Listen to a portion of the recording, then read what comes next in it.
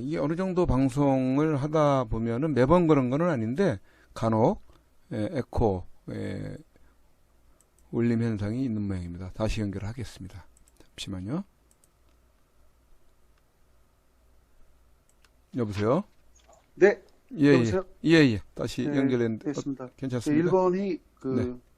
미국에서 이지스 그 체계에 탑재할 수 있는 그 신형 미사일을 갖다가 두 종류를 어, 그 발주를 해서 이제 곧 장착을 하고, 그다음에 일본이 엄청난 증액을 해서 군비 증강을 합니다. 이때 이제 왜 일본이 군비 증강을 할까라고 생각할 때 일본은 대북 문제가 어려워질 걸 보고 앞으로 그 한반도에서 일어날 수 있는 그 전쟁에 어떤 기밀을 일본은 알 수 있을 겁니다. 왜냐하면 지금 현재 미국에서 가장 그 최고의 아주 최고의 그 동맹 국가는 일본이거든요. 근데 일본은 지금 그 군비 증강에 현안이 되었고 신형 구축함도 지금 그대로 지금 그 자기들이 국방 예산에서 책정한 대로 진행이 돼서 이제 이제 조만간에 그런 이지스 체계가 이제 다시 더 강화되고 여러 가지 미사일 체계라든가 이런 거를 증강을 시켜서 아마 대북 억제에 일본이 저는 나설라고 이런 군비 증강을 저는 하는 걸로 보고 싶습니다. 네. 일본이란 나라는 군비 증강을 하게 되면은 국제사회 규제를 받죠. 일본은 전범 국가이기 때문에 군비를 증강을 해도 돈이 있어도 할 수가 없었던 과거 불과 제가 알기로는 약 한 7, 8년 전만 해도 일본은 뭐 군비를 증강한다든가 아니면 뭐 어떤 군 장비를 갖다가 그 화력 있는 그런 장비를 일본은 발주를 해도 국제사회 비난을 받았습니다. 그리고 유엔 그 제재를 받기 때문에 일본은 군비 증강을 할 수가 없는데요. 그 물꼬를 터준 나라가 미국입니다. 일본한테 모든 걸 다 그 국제 헌법을 다 무시하면서까지 미국은 자국에서 생산되는 최첨단 그 장비를 일본한테 우선적으로 공급을 했어요. 이스라엘하고 일본한테는 우선적으로 공급을 했습니다. 그래서 일본이 아마 내년 초 정도에 되면은 아마 세계적으로 미국의 다음 가는 군사 대국이 될 거라고 저는 예상을 하고 있습니다. 일본의 군비 증강이 결코 우리한테 좋은 일도 사실은 아닙니다. 왜냐하면 그렇죠. 우리는 독도 분쟁이라는 일본하고 이렇게 그게 휘말려 있기 때문에 일본이 만일 제가 다소 빗나가는 얘기를 하는데요. 군비 증강 때문에 제가 하는 얘기입니다. 일본도 야욕에 가득 찬 나라예요. 그럼요. 더군다나 지금 현재 이 수상 아베라는 사람은 우리가 믿을 수 없는 존재입니다. 여러분들이 그걸 아셔야 되는 게요. 맞아요. 아베는 과거 자기 아버지도 아베 신따로 그 아베 집안이 아주 전통적으로 그 군국주의에 아주 그 혈안이 되어 있는 그 집안이거든요. 네. 결과적으로는 이 아베 집안도 김일성 일가하고 똑같은 집안이에요. 별반 차이가 없어요. 그 아버지 대를 이어서 이 아베가 일본을 이끌고 나가기 때문에 과거 그 아버지인 그 아베가 얼마나 대한민국을 갖다가 얼마나 못 살게 하고 그 대한민국의 대한민국한테 아주 찬탈하는 아주 우리 대한민국을 갖다가 어렵게 한 그 집안의 그 소유자들이 바로 이 아베 집안인데요. 일본이 만약 군비 증강을 하게 되면은 한반도 문제가 해결이 됐을 경우에 그런 평화가 찾아왔죠. 그럼 일본이 뭘 할 것 같아요? 일본은 지금 이계 전단의 이지스 체계를 갖다 지금 완성하고 있습니다. 일본이 6대의 이지스 구축함을 지금 갖고 있습니다. 동해바다에 다 포진시켜놨어요. 심지어는 이지스함이 우리 제주도 군에까지 들어옵니다. 그 그러니까 미국과 동맹이라는 그 미명하에 들어오거든요. 사실상 못 들어와야 되는데 일본은 들어옵니다. 어쩔 수 없죠. 지금 현재 그 군사적 상황이 그렇게 돼 있기 때문에 북한 놈들 때문에 그러면 이 일본은 6대의 구축함을 제가 알기로는 2020년도 후에는 일본은 이지스함 체계가 12대로 늘어나요. 12대. 중국도 이지스함을 갖다 5대밖에 못 갖고 있습니다. 영국은 2대를 갖고 있습니다. 그거에 그다음에 비하면 굉장히 많네요. 그다음에 스페인이 약 한 4대 이지스함을 갖고 있는데 걔네들은 약간 중소형급. 그리고 네덜란드가 한 5척을 갖고 있는데 그것도 중소형급이죠. 실제적으로 이지스함 체계를 중국에 5대를 못 갖고 있느냐. 이지스함은 사실상 돈이 엄청나게 들고 중국이 자기 나름대로 만든 구축함들이 약 20여 척이 있는데 자기들이 자평하는 이지스함 체계거든요. 근데 그건 서방 세계의 그런 미국산 그런 지금 현재 한국하고 일본하고 호주는 미국식 타입을 갖다 지금 따르고 있어요. 우리 대한민국 3대를 갖고 있죠, 3대. 그게 미국의 LV 워크하고 거의 같은 동급의 그런 체계인데요. 일본은 그런 똑같은 체계를 12대를 갖고 있다는 거. 12대면 이거 엄청나게 많은 거예요. 12대면은 중국이 일본을 못 이겨요. 이지스함 체계만 갖고 있어도. 일본 핵무기 플루토늄 축출량이 그들이 제가 알 때는 약 40톤 정도 갖고 있는데 그 40톤 갖고 플루토늄을 만들면 엄청나게 많은 숫자가 나오죠. 근데 왜 미국은 왜 다른 나라들은 다 플루토늄 채취 못한다. 대한민국도 우리가 이제 그런 그 원자력 발전소에서 그 폐연료봉을 갖다가 우리가 거기서 이제 추출을 해야 되는데 그걸 우리가 조작하고 숨어서 그걸 연료봉을 추출할까봐 우리는 그 미국한테 보고를 합니다. 우리 그 원자력 발전소에서 그 연료를 쓰다 남은 그 폐연료봉을 교체하는 과정에서 이미 다 사용된 그 폐연료봉을 봉인한 상태에서 미국에 직인을 받아야 돼요. 일본은 안 받아요. 일본은 자체적 처리하고요. 우리는 우리가 처리를 하고 싶어도 못해요. 미국 때문에. 미국이 못하게 합니다, 우리는. 그랬을 때 일본이 사실상 핵 보유국이에요, 일본은. 세계의 모든 그 유도미사일 체계의 그 핵심 부품이 일본제입니다. 심지어는 북한의 유도미사일 체계도 일본의 부품이 들어가 있어요. 그리고 미국의 첨단 그 미사일 체계도 일본의 부품이 들어가 있습니다. 일본 같은 경우는 자체적으로다가 위성을 띄울 수 있는 나라고 자체적으로다가 그 탄도미사일을 그런 체계를 기술을 다 확보하고 있고요. 일본은 미국이 그 사정거리도 제한을 풀어줬어요. 그래서 자기들이 전쟁을 할 때 일본하고의 어떤 협력 관계 때문에 그렇게 뭐 했다고 보지만 만약 이 일본이 한반도가 해결이 됐을 경우에 일본이 그렇게 군비 증강을 하고 그 수많은 일본 같은 경우는 또 항공모함. 그래서 사실상 그것은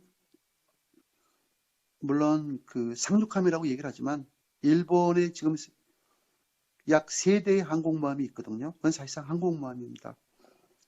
걔네들은 중갑한 길이가 그 함수에서 한미까지의 길이가 비행기가 정상적으로 뜨고 내릴 수 있는 그런 활주로 길이를 갖고 있어요.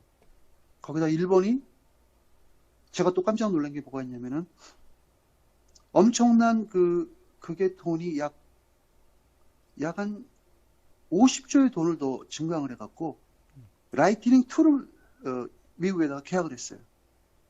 라이트닝 2가 뭐냐면요. 우리가 그 11월 달부터 그 1호기가 우리도 F-35 그 스텔스기가 들어옵니다. 그 초도 비행에 성공을 해서 10년 전에 성공해서 지금 막 미국은 완전히 1차적으로 미국 배치가 돼 있고 이스라엘도 배치가 돼 있고 네덜란드도 5대가 있고 이제 우리나라가 이제 그 보급을 올해부터 받거든요. 근데 일본은 약 40대 라이트닝 A 클래스를 갖다 이미 우리처럼 똑같이 확보를 했어요. 일본은 자기네들에서 만들어요. 일본은 3대만 미국에서 그 로키드 마틴에서 만든 거를 발주를 해서 일본까지 공수를 시켜주면은 나머지 4호기부터 40호기까지는 일본 기술진들이 미국에서 부속을 갖다가 일본에서 만든 그 자체 부속하고 이렇게 같이 섞어서 비행기를 조립을 합니다. 그러면 그런 게 무슨 결과가 나냐면 일본은 우리보다도 그 스텔스 전폭기를 운영하는데 우리보다 그 묘가 상당히 걔네들은 더 편하죠. 왜냐하면 우리 같은 경우는 발주기를 들여와가지고 우리가 그 장비를 고치지도 못하고 미국에 의뢰를 해서 항상 고치러 가야 돼요. 일본은 자체적으로 조립을 하기 때문에 장비를 보내야 하고 장비를 고치는데 아무런 하자가 없어요. 미국한테. 네. 그럼 라이트닝 B가 왜 들어오느냐? 전 그거 보고 깜짝 놀란 게 바로 일본이 갖고 있는 그 소형 항모에다가 그 한 척당 약 15대 라이트닝 2. 라이트닝 2는 뭐냐면은 헬기 그러니까 헬리콥터 방식을 채택한 그 전투기인데요. 네. 똑같은 전투기인데 수직 이착륙을 하는 거예요. 수직 이착륙. 네. 그러니까 이륙을 할 때, 그러니까 테이크업 이륙을 할 때도 공중으로 붕 떠갖고 샥 올라가고 또 이제 임무를 수행하고서 귀환을 할 때 보통 그 활주로 갑판에 착륙을 해야 되는데 그렇게 안 하고 그 항모를 한 바퀴 돌면서 자리를 잡아갖고 그 자리 그대로 이렇게 내려앉는 그런 수직 이착륙기를 일본은 약 50여 대로 또 발주한답니다. 그걸 보고 좀 깜짝 놀란 게 돈이 많은 거죠. 어떻게 보면 부럽죠.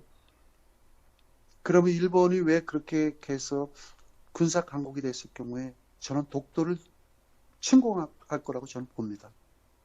네. 물론 그게 지금은 아니죠. 미국이 한반도 문제를 정리하고 한반도가 고요하고 평화가 왔을 때 그때 만일 그 김정은이 이미 그때는 3일이 됐겠죠. 그런 상황에서 일본이 독도 문제를 갖다 하자를 두고 우리를 괴롭힌다면은 미국하고 우리하고 동맹관계, 일본하고도 미국하고 동맹관계. 그랬을 경우에 내가 우려하는 거는 과연 미국이 누구 편을 들을까? 저는 나름대로 그런 고민도 좀 해봤거든요. 그래서 결국은 우리도 지금 현 정부가 저렇게 국방력을 강화를 우리 박근혜 대통령께서 강화시켜놓은 국방력을 갖다 만약 조금이라도 와해를 시킨다면은 우리는 과연 어떻게 앞으로 누구를 믿고 이 땅을 지킬 거라는 그런 아주 어두운 현실이 보여지고요. 다행히도 우리가 그런 그 스텔스기라도 40대를 그것도 그 국회에서 야당 놈들이 스텔스기 뭐로 갖고 오느냐.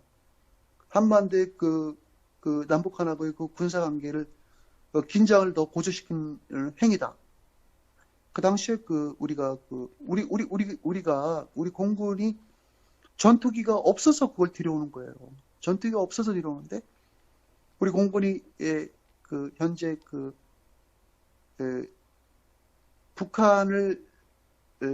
북한의 그런 침략 행위를 방어할 수 있게끔 해서 영공을 지킬 수 있는 우리가 확보해서 우리가 영공을 충분히 지킬 수 있는 그 필요한 전투기 대수가 450대랍니다. 450대.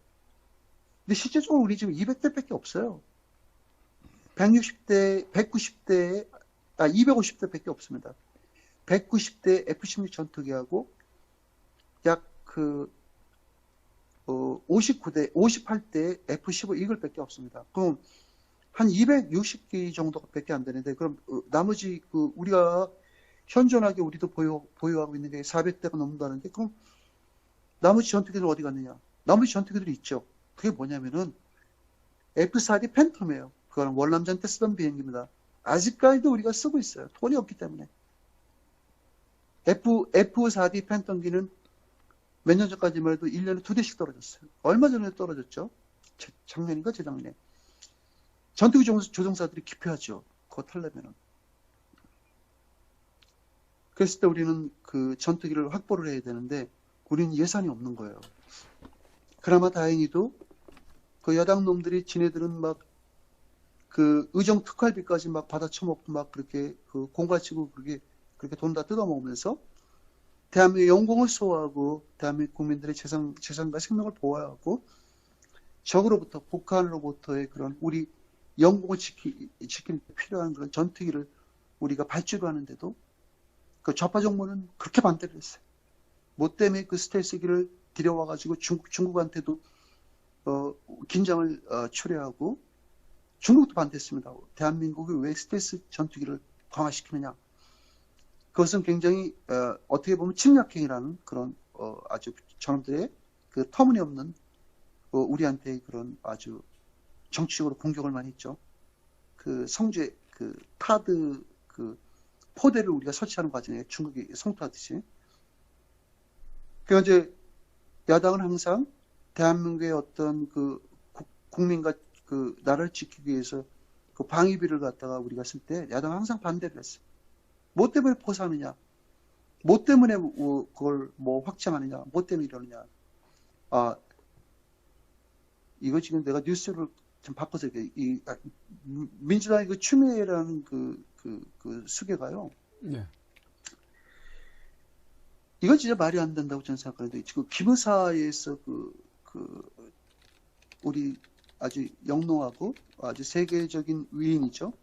박근혜 대통령님이 탄핵받는 그 전국 때 그런 계엄령 문건이 나왔기 때문에 도저히 참을 수가 없다. 그래서 추미애가 뭐라고 그러냐면 히어링, 청문회를 갖다 빨리 발동시키고 이것을 샅샅이 도출했는데 이건 완전히 이거 또 하나의 탄핵이든 제2의 탄핵이라고 저는 봅니다.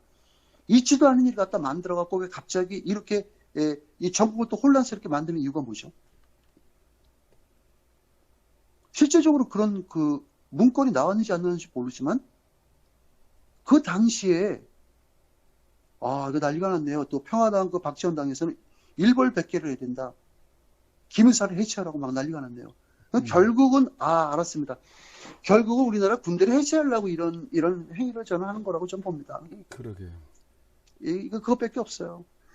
이게 실제적으로 기무사가 그 당시에 우리는 기무사를 욕했습니다. 그 당시에 기무사가 우리 뭐 대통령을 위해서 정당하게 그 대한민국 헌법에 나와 있는 대통령이 그런 고난을 당하고 적으로부터의 그런 반대 세력으로부터의 그런 찬탈 행위를 당했을 경우라든가 대한민국의 어떤 집회 그 시위 문화에서 그 정당한 정부를 갖다가 전복을 하려고 그러는 그런 테러 집단들의 행위가 있고 또 국가가 그런 불안한 상태, unrest 그런 위험한 상태에 초래해 있을 때 대통령은 대통령의 권한으로다 국민의 생명과 재산과 그다음에 국가를 보유하기 위해서 소화하기 위해서 군대를 동원해서 진압을 할 수 있다는 그런 조항이 있습니다. 그때 많은 사람들이 군인은 뭐 하고 있느냐? 그렇죠. 대통령은 저렇게 잡혀가는데 군인은 뭐 하고 있느냐? 네. 그럼 우리 국민들이 그 피 흘리면서 그걸 저항을 합니까? 정당성이 없는 정권이 들어와서 늘 할 수 있는 이야기는 지나간 일을 갖다 파헤쳐서 완전히 옛날에 그 보스니아가 인종청소를 했듯이 그럼 이것도 인종청소죠. 이미 지나갔고 자기들이 정권을 다 장악했고 대한민국 우리 대통령이 저 서청대에 아직도 계시는데 지금 와서 있지도 않은 계엄령을 갖고 이야기를 한다. 저는 다른 의도가 있다고 생각합니다. 저는 대한민국 군대가 뭐 그 당시에 기무사가 저는 기무사를 그 당시에 인정도 안 했지만 난 그런 일 없다고 좀 보고요. 맞아요. 그런 안건을 많이 그게 터뜨렸다고 그랬으면 글쎄요. 저는 이게 또 다른 어떤 좀 뭔가 석연치 않은 우리가 앞으로의 정국이 또 이렇게 되면 저는 이런 것 같아요. 북한의 비핵화가 어렵게 되고 점점점 미국의 북한을 대하는 수위가 고조되고 결국은 북복할 수 있는 그런 단계로밖에 가지 않으니까 뭔가 상황을 좀 국민 여론을 좀 호도하기 위해서 이렇게 지나간 글쎄 우리도 눈으로 보질 않았고 대한민국 국방부에서도 어떠한 기무사의 그런 그 당시 계엄령을 뭐 선포해야 된다 이런 그 당시 우리도 있었지만 그런 거 없었지 않습니까? 많은 사람들이 군인 뭐 하고 있느냐? 군인도 역시 그 당시 우리 이렇게 생각했죠. 군인도 역시 국회의원들하고 똑같았어요. 월급만 타먹고. 어쨌든 민주당 추미애라는 그 여자가 나와서 철저히 조사해갖고 관련된 사람들을 일벌백계해라. 그러면 결국은 반란수계로 잡혀가면 계엄령 선포에서 반란수계가 되면요 법정 최고형이 사형입니다. 그렇죠. 누가 당해야 되는데 누구를 시킨다는 거 참 아이러니컬하죠. 에휴, 어쨌든 참 군이 너무 무기력하게 있다가 이런 꼴까지 이제 당하는 지경까지 왔네요. 이거 지금 있잖아요. 청문회를 빨리 열어갖고 이거 다 까버린답니다. 글쎄 뭐 때문에 있지도 않은 일을 가지고 그렇게 하는지는 전 모르겠어요. 또 이제 많은 그 군인들이 또 희생당할 것 같습니다. 제가 볼 때. 숙청당하는 거죠. 뭐. 네, 일종의. 숙청당하고 이제 과거의 그 현직 장관 결국은 그렇게 되면은 김관진이라든가 그런 사람들 다 연계가 돼갖고 이제 그런 사람들 다 저기 되겠죠. 그 당시에 어쨌든 김관진이가 청와대 그 안보 실장. 뭐 했었죠? 안보실장. 그렇죠. 그다음에 그 당시에 그 뭐 육군 참모총장이라든가 기무사령관이나 이런 사람들은 다 저기 다 문제가 되겠네요. 청문회 불려와서. 그래서 이제 일본이 그렇게 강한 무장을 한다는 거는 어떻게 보면 우리한테도 좋은 점도 있긴 있습니다. 우리가 그 북한을 대응했을 때 모자라는 부분을 일본이 커버할 수도 있어요. 그러니까 그건 뭐냐면은 그렇다고 해서 뭐 일본이 뭐 대한민국 방위를 지켜준다는 게 아니고요. 북한이 그런 대륙간 탄도 미사일을 갖다 실험을 하거나 한반도에서 그런 전운이 왔을 때 그런 그 북한의 그 시설을 일본은 자의적 차원에서 북한을 공격할 수도 있어요. 저는 북복하는 과정에서 일본이 참가를 한다고 저는 봅니다. 자국의 그런 영공 방위와 그런 그 자기들 영토 방위를 위해서. 왜냐하면 일본은 명분이 되는 게요. 북한이 늘 그런 탄도 미사일을 갖다가 개량형을 갖다가 실험 테스트를 했을 경우에 항상 일본 영공을 지나가는 그 도발적인 행위를 보였거든요. 그래서 일본은 그런 걸 보고서 패트리라는 디펜스 미사일 시스템, 방어 미사일. 우리도 갖고 있습니다. 패트리. 최고 신의 그 패트리어트 미사일이거든요. 일본은 그거를 갖다가 대마도에다가 다 갖다 놨어요. 일본은 대마도 그 기지에다가 그 A사, 그러니까 360도를 보는 그 스파이 레이더를 엄청나게 그러니까 그것도 제가 알기로는 약 1000km 이상 가는 중국까지 보고 북한 영공과 중국 영공을 갖다 꿰뚫는 그런 미사일 체계를 최근에 설치했습니다. 그래서 일본이 과거 36년 전에 과거 36년 전이 아니죠. 과거 일제 강점기 시절 때 우리가 그 36년 동안에 그 천탈 당했던 그런 치욕을 두 번 다시 우리가 그걸 받으면 안 되겠죠. 일본은 그렇게 안 되길 저는 생각합니다. 그다음 이제 북한의 그 내부 뉴스로 잠시 들어가겠습니다. 이 북한이 지금 그 비밀 노래방이라는 게 지금 아직 성행을 한답니다. 이게 비밀 노래방이 뭔가 했더니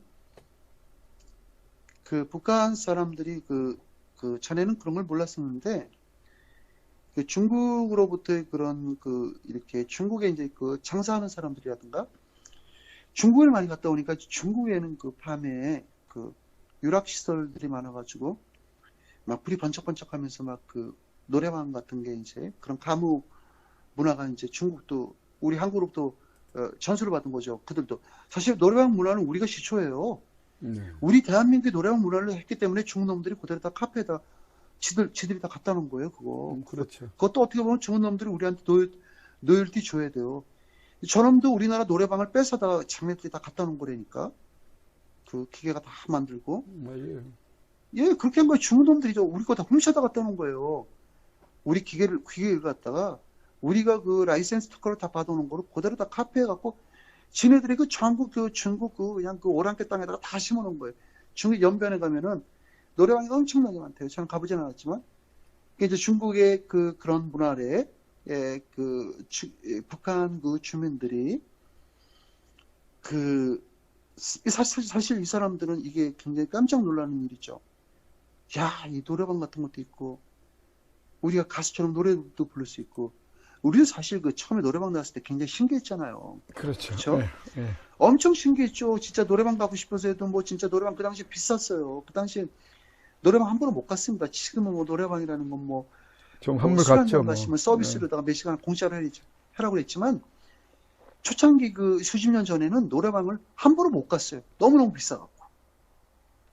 이제 근데 북한 주민들이 우리가 그런 초창기 때 그런 노래 문화가 북한에 지금 이게 전수가 됐답니다. 그래갖고 노래방도 운영을 하고 노래방을 잘 했대요. 그게 이제 사실상 북한에서 그게 이제 완전히 직영화되고 뭐 그게 이제 영유아로 그렇게 전환이 되려고 그러는데 어느 날 갑자기 그 북한 그 보육부에서 나와갖고 노래방에 가서 노래방을 운영하거나 노래방을 참여해서 노래를 부르는 사람들은 전부 다 국가 반란이라든가 반동으로다가 다 해서 다 잡아들인다라는 그런 엄청난 그 북한이 그 통제를 했는데요. 그걸 왜 북한 주민들 노래를 부르는데 왜 그런 걸 통제를 했느냐. 그게 뭐냐면은 북한 주민들이 그 제국주의 사상 문화에 침투를 당하면은 김정은 정권을 갖다가 반대를 한다는 거예요. 저항심이 생겼다는 거예요. 네. 그게 가장 무섭다는 거예요, 걔네들이. 네, 네.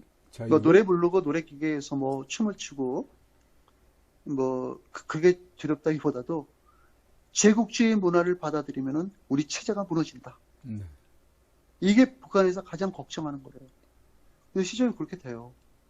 북한 주민들이 노래방을 부르고 그런 뭐라 우리 대한민국의 문화를 직접 받을 수는 없겠지만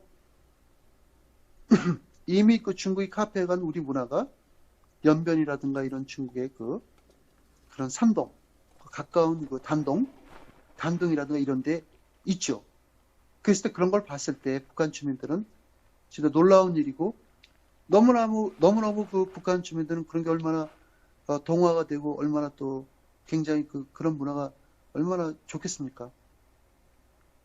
했을 때 그 북한의 그 당국자들이 그런 사상 문화가 그 침투를 하면은 그 사회주의의 아주 몸에 배했던 그 북한 주민들이 마음이 이 제국주의 문화를 받아들이면은 자유를 갈구하고 자기네들이 억압하고 그렇게 폭권적인 그런 정치를 국민들이 더 거기에 대해서 깨어나려고 의식 구조가 바뀐다는 거예요. 그러니까 그래서 이게 가장 두렵고 빨리빨리 이걸 막아야만 과거에 그 국민들이 전에 그 김일성 시대 때부터 그 얽매이고 통제된 그런 삶을 사는 거는 그 북한의 그 악랄한 김정은 정권을 바라는 거죠. 결국은 이놈들은 자기들의 그런 그 1인 독재, 3대 세습의 그 포압 정치를 이어가기 위해서 국민들을 불모로 잡고 북한 주민들을 불모로 잡고 북한 주민을 일종의 도구화시키는 거예요. 도구화.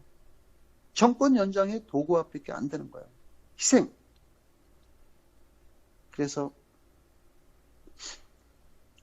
북한이 그렇게 막 그 정부 북한 그 체제 그 당국에서 막 잡아들이고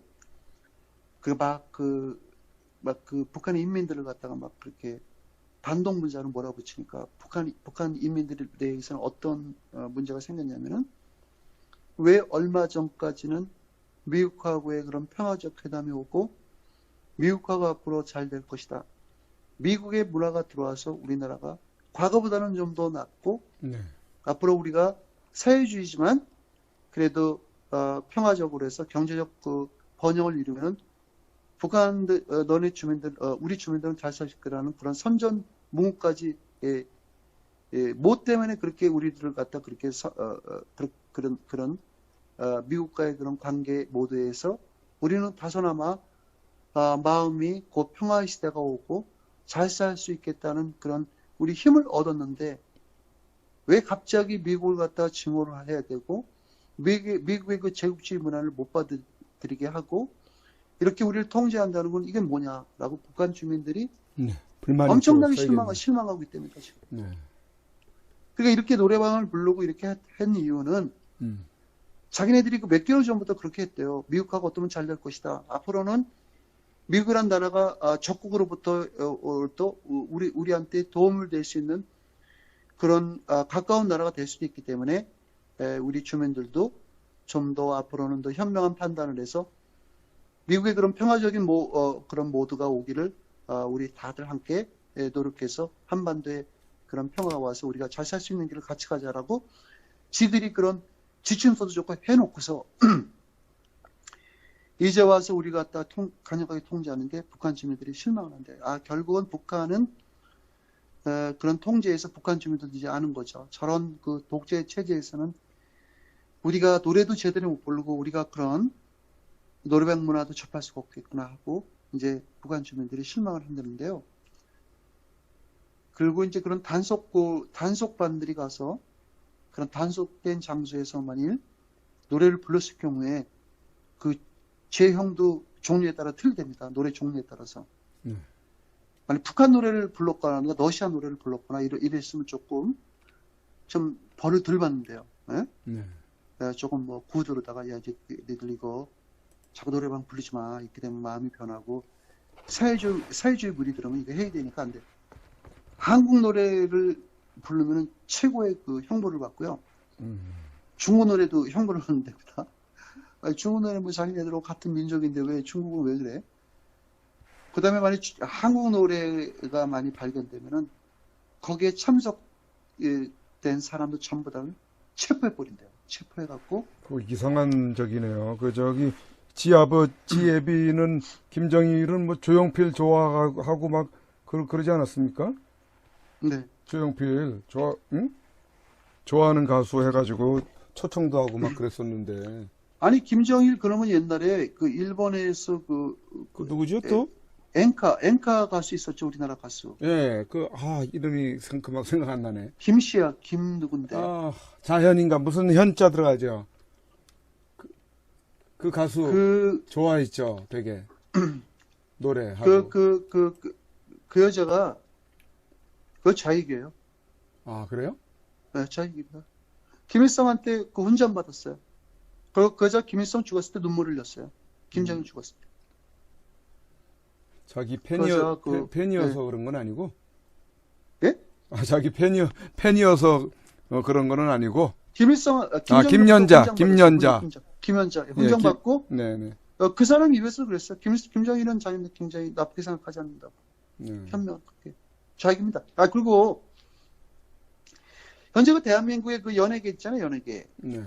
뭐 텔레비에 나가고 주접 떨고 뭐 여러 사람 나와서 그 시식 우리나라 연예계는 우리가 누구 하나라도 우리가 거기서 뭐 좌익이다 우익이다 이거 우리가 할 수가 없는 게요. 현재 대한민국 연예계는 100%가 다 좌익이에요.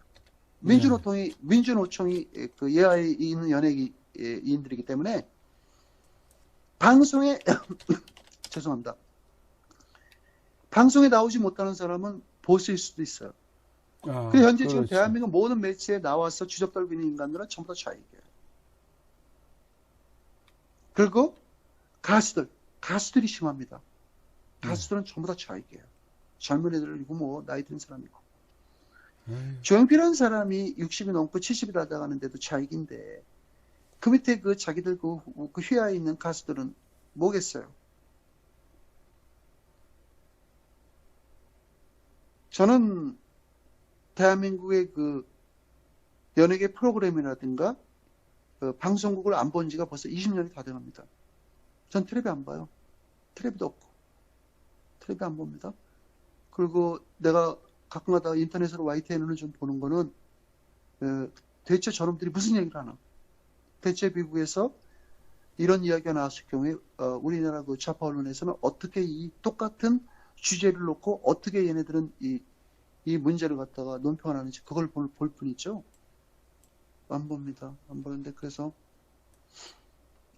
그런 비밀 장소에다가 그런 노래방 기기를 설치하고 그 자본주의식 춤과 북한 주민들이 한국 춤을 굉장히 좋아한대요. 똑같이 따라 춘답니다. 그런 그 춤과 노래를 즐기면서 그 이제 북한 주민들이 몸에 배어 있는 거예요. 우리는 지금 노래방 기계가 수십 년보다 나왔기 때문에 사실 뭐 가고 싶으면 가고 안 가면 안 가지 않습니까? 뭐 별로 좋아하는 사람도 없잖아요. 근데 북한 주민들이 이제 이미 몸에 뱄기 때문에 북한 주민들이 그런데요. 그래, 니네들이 아무리 통제를 해라. 우리는 니네들이 통제를 강화해도 우리는 외국 노래하고 한국 노래 막 춤추고 우리 나름대로 갈증을 풀겠다고 이제 그렇게 한답니다. 그래서 이제 결론은 북한이 그런 주민들이 그런 비밀 노래방에 숨어서 노래를 즐기는 거를 그 매일 찾아다니면서 적발을 하고 그렇게 노동 단두대가 저는 노동 단두대가 뭔지를 모르겠어요. 지금 내가 볼 때 노동 단두대는 단두대라는 게 그 머리 자르는 그 기계 아닙니까? 그렇죠. 머리 자르는 도구죠. 프랑스의 형벌이죠. 예, 예. 처형, 예, 기구.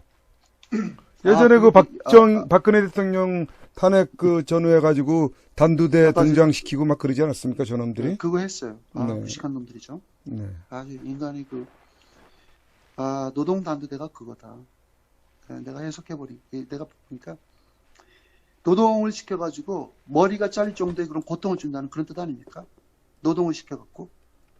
그게 어디에 나왔어요? 북한 NK 뉴스, 데일리 뉴스에 나온 거죠. 노동 단두대. 노동 단두대라는 게 있대요. 북한에. 교과서는 들어봐도 난 노동 단두대라는 게 난 뭔지 모르겠어요.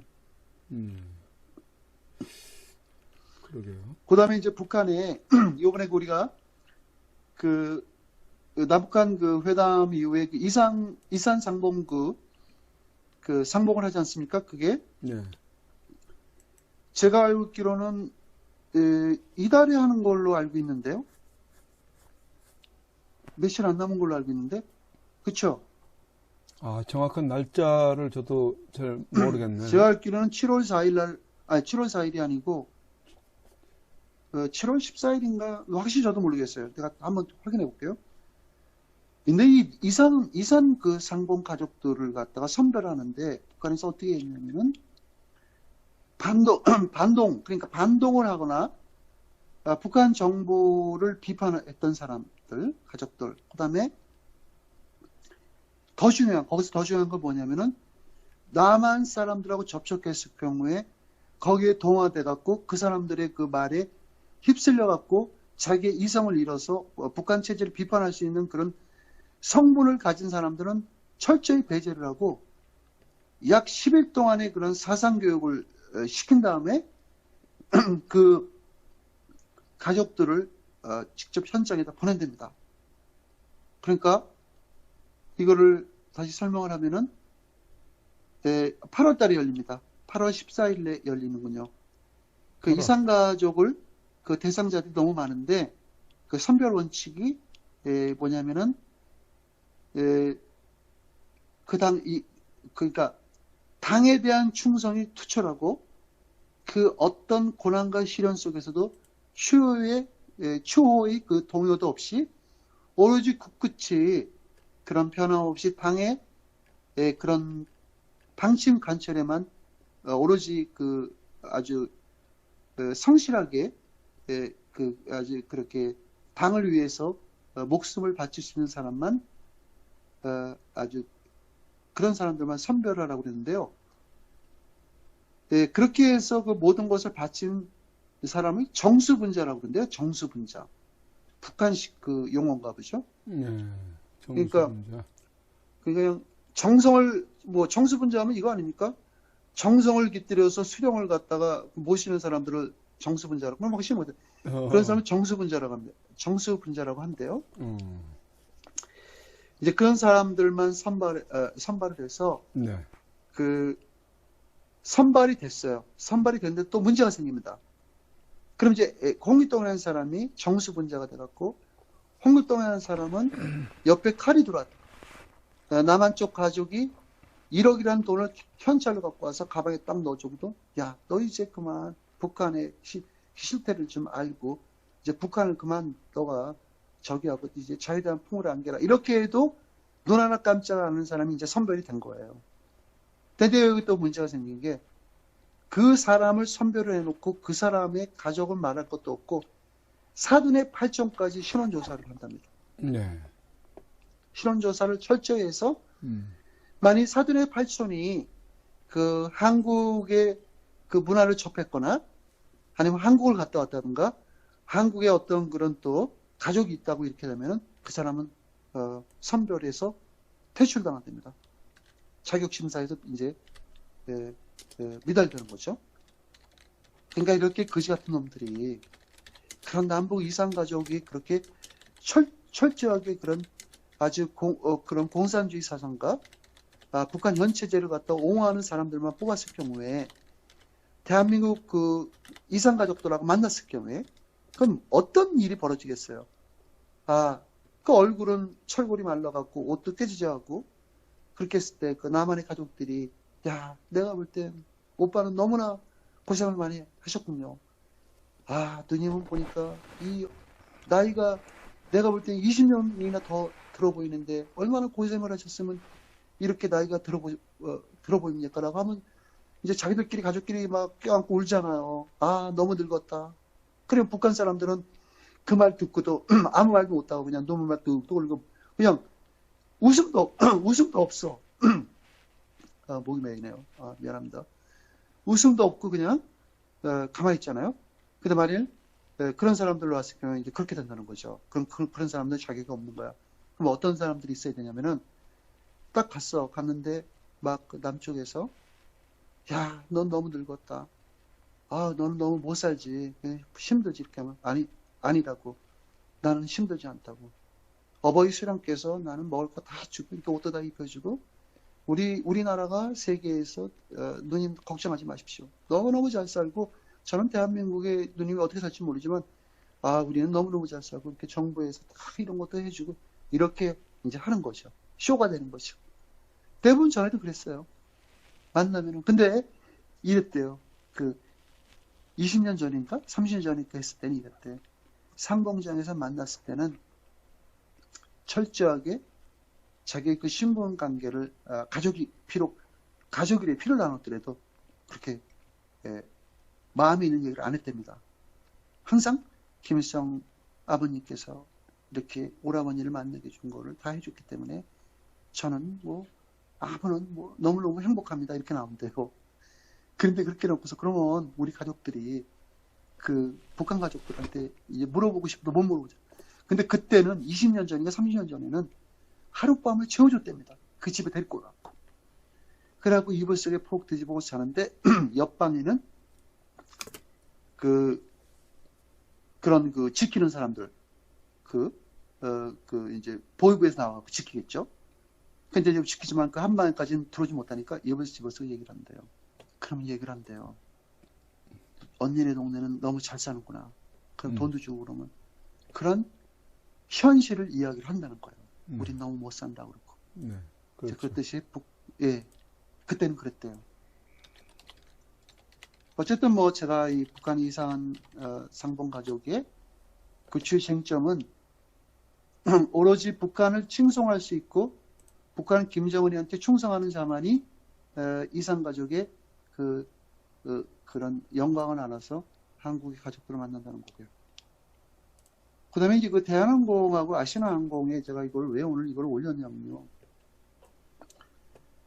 제가 최근 한 6개월 동안에 대한항공하고 아시아나항공의 그 항공기, 그러니까 그게 항공기 사고가 그 비행기가 추락해서 그런 사고라고 보다도 이 잦은 그 결항이라든가 대한민국의 그 밀항기 양두 산맥을 맡고 있는 그 밀항기 엄청 우리도 국제항공사로서의 아주 큰 메이저 회사죠. 우리 대한항공하고 아시아나항공이요. 네. 근데 이 최근 6개월 동안 전 6개월까지만 뽑았어요. 사고가 일주일에 한 번씩 난 거예요. 타이어가 벙커가 나갔고 비행기가 다시 돌아왔다. 하다못해 지난주인가 언제는 계류장에서 비행기 끌어내다 대한항공하고 아시아나항공에서 날개길이 더 박치기 갖고 부러졌죠. 그렇죠? 있을 수 없는 일이죠. 그러게요. 아니 계류장에서 어떻게 그게 부러집니까? 이게 무슨 우리가 시내에 무슨 그 대한민국 수도권 서울에 그 러시아어 때 꽉 차가지고 서로가 비키지 못해서 긁는 것도 아니잖아요. 활주로에서 그런 사건이 일어났었고요. 그것뿐만이 아니고 그런 뭐 계기 작동이라든가 그런 뭐 비행기의 그 사소한 그런 정비를 갖다 열심히 안 했다는 그 증거겠죠. 이래서 그 시간의 루스 타임, 그러니까 딜레이 해갖고 비행기가 연착되고 막 지연된 게 수십 차례예요. 네. 근데 나는 이걸 가지고 제가 대한항공의 대한항공과 아시아나항공을 갖다가 내가 이 얘기를 하고 싶은 게 아니고, 이게 잘못하면은요, 지금 우리가 비행기가 우리 대한항공하고 아시아나항공도 추락한 적이 있습니다. 참 최근에는 아시아나항공이 캘리포니아의 샌프란시스코 착륙을 하다가 조종사의 실수로 인해서 비행기 꽁지가 방파제 활주로 끝부분을 쳐서 비행기가 그렇게 아주 대파된 적이 있었죠. 우리가 TV에서 봤죠.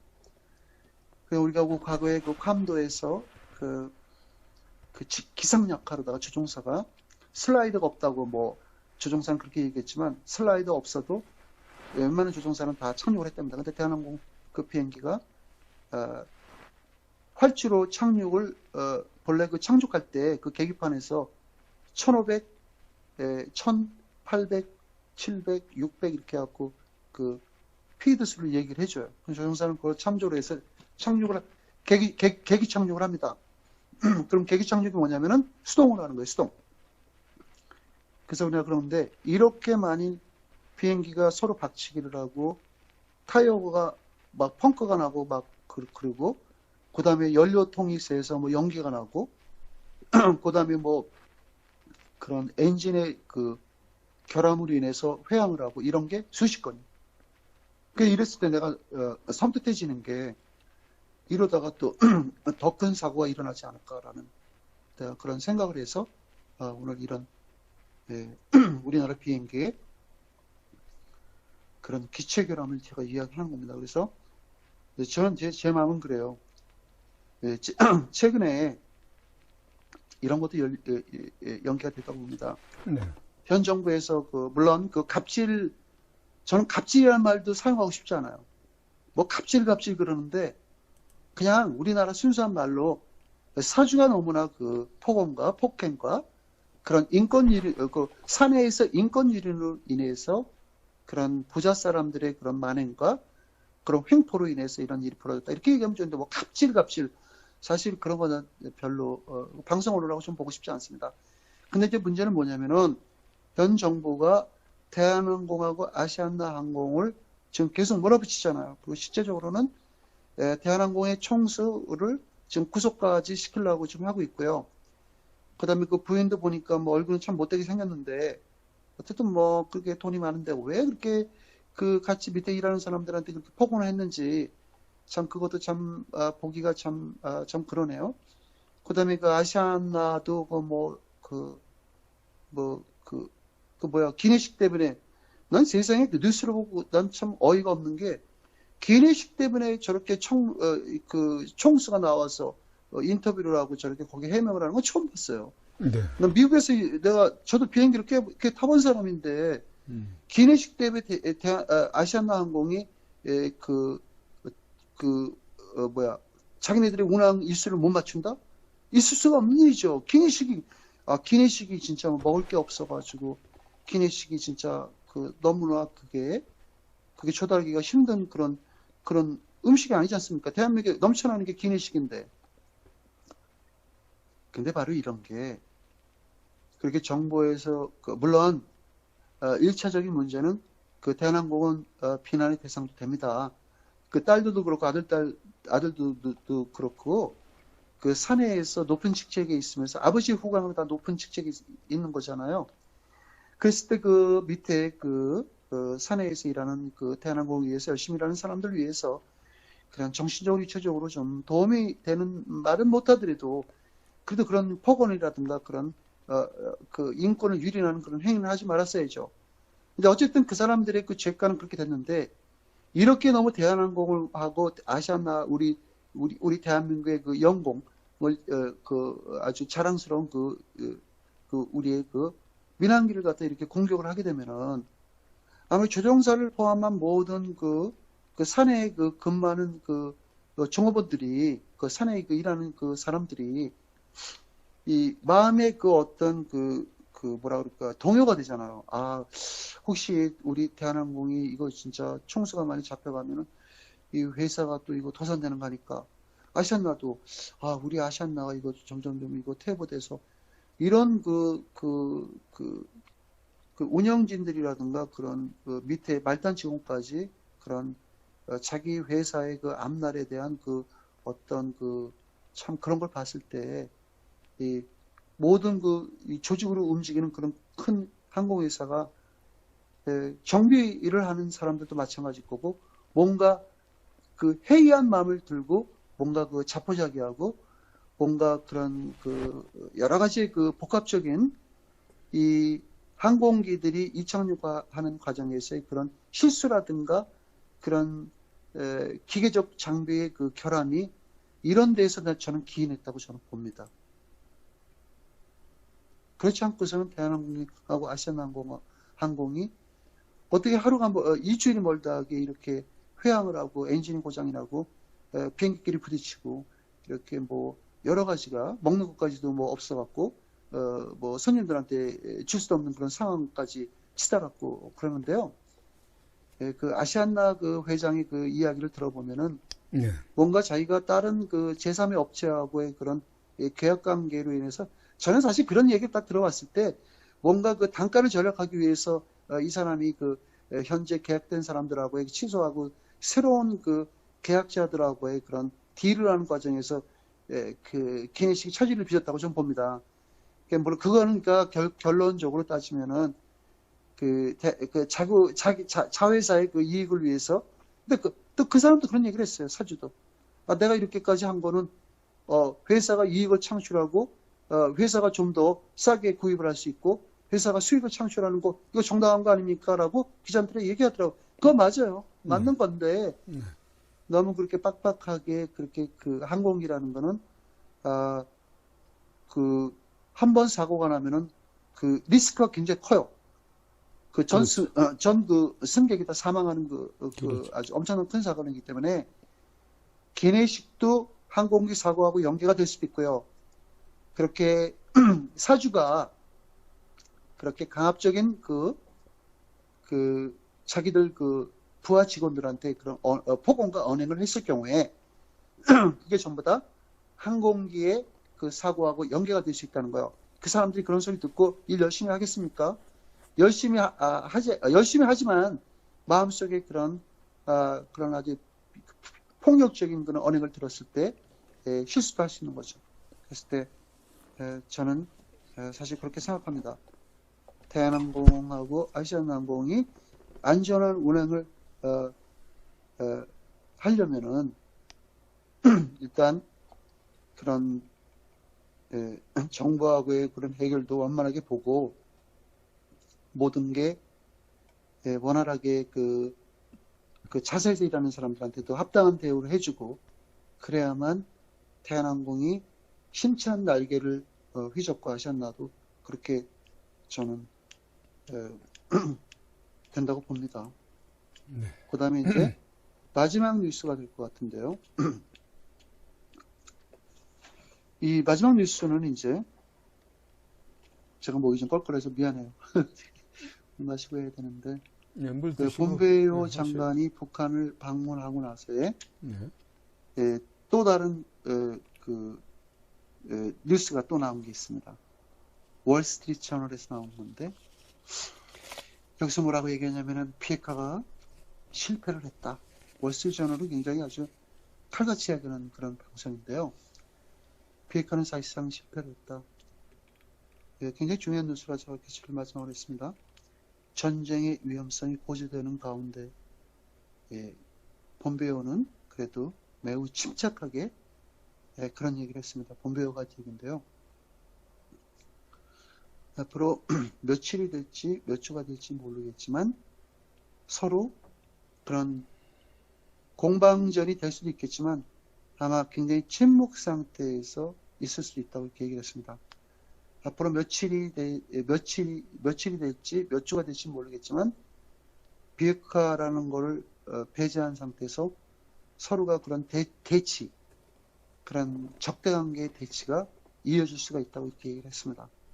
그러면서 폼페오 장관은 뭐라고 얘기를 했냐면은 그래도 내가 끝까지 북한이 그렇게 나오든 끝까지 비핵화를 내가 해보려고 노력을 하겠다고 이렇게 폼페오 장관이 얘기를 했네요. 네, 오늘 뭐 사실은 모든 주제는 이게 다 끝이고요. 네, 제가 종합적으로 얘기하는 거는 어쨌든 뭐 비핵화라는 게 그렇게 쉽게 되면은 북한의 그 철권 통제가 왜 안 무너지겠습니까? 비핵화를 하지 못하기 때문에 북한의 철권 통제가 지금까지 3대 세습을 한 겁니다. 그래서 그 북한의 비핵화라는 건 내가 애시당초 제가 한 6개월 전으로 거슬러 올라가면은 북한의 비핵화라는 건 현실적으로 어려울 것이고 북한이 그런 위기상황을 떨쳐버리기 위해서 미국한테 달콤한 그런 비핵화를 하겠다는 아주 그 제시를 또 한 거고 그 비핵화를 한다니까 세상에 그 비핵화를 한다고 하는데 그거 안 받을 사람이 누가 있겠습니까? 그런 상황에서 미국은 이제 자기들이 시나리오대로 예정대로 가고 있다고 보고요. 미국은 절대 당황하지 않습니다. 트럼프 대통령이라는 사람은 북한의 김정은이를 갖다가 진짜 그 트럼프 대통령이 진심으로 하는 얘기예요. 조롱도 아니고 진심으로 하는 얘기. 북한이 가급적이면 비핵화를 할 수 있으면 좋겠다. 내가 북한을 갖다가 폭격을 해서 그런 상황까지 아니길 바란다 라고 얘기를 했습니다.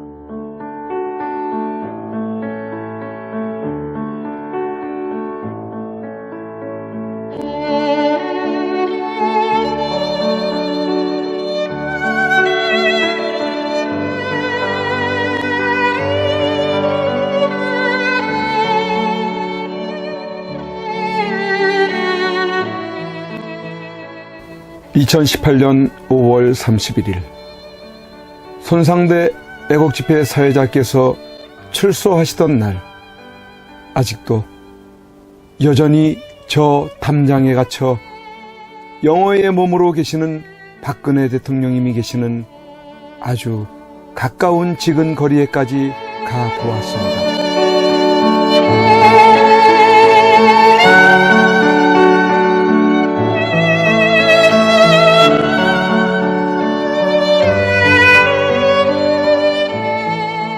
이런 곳에서 박정희 대통령님의 딸이자 아무 죄 없이 탄핵당하고 유린당해 감옥에 1년을 넘게 갇혀 고생을 하고 계시는 박근혜 대통령께서 계시는 곳이란 말이던가.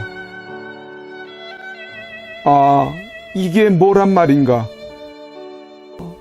이런 게 있을 수 있는 일이란 말인가? 그러나 엄연히 지금 현재 대한민국 땅에서 자행되고 있다는 사실에 몸소리 쳐줘야 하지 않는가.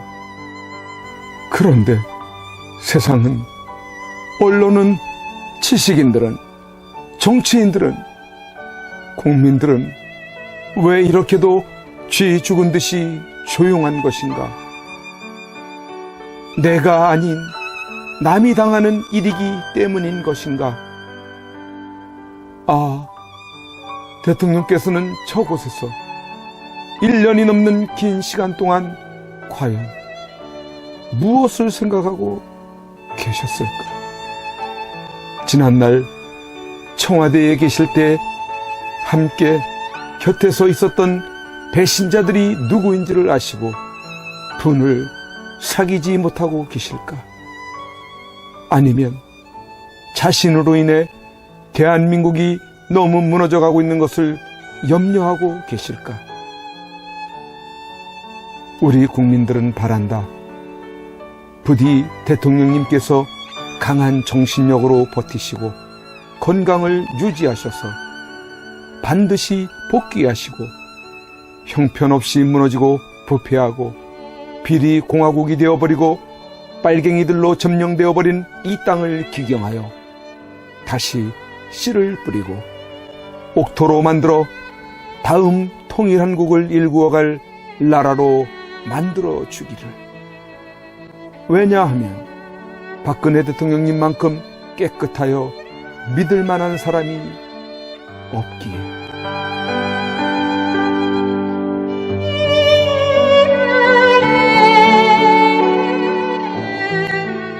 이제 내려가야 한다. 내려가기 전에 대통령님께 이렇게 외쳐본다. 박근혜 대통령님, 옥체를 보존하십시오. 선구자 방송입니다. 보내드리는 엽서를 통해서 힘을 내시고 대통령님의 결백이 밝혀질 것입니다. 멀지 않았습니다. 더 꿋꿋이 버텨주시고 많은 국민들을 통해서 많은 엽서를, 더 많은 편지를 보내드리도록 그렇게 힘쓰겠습니다. 건강을 지켜주세요. 안녕히 계세요.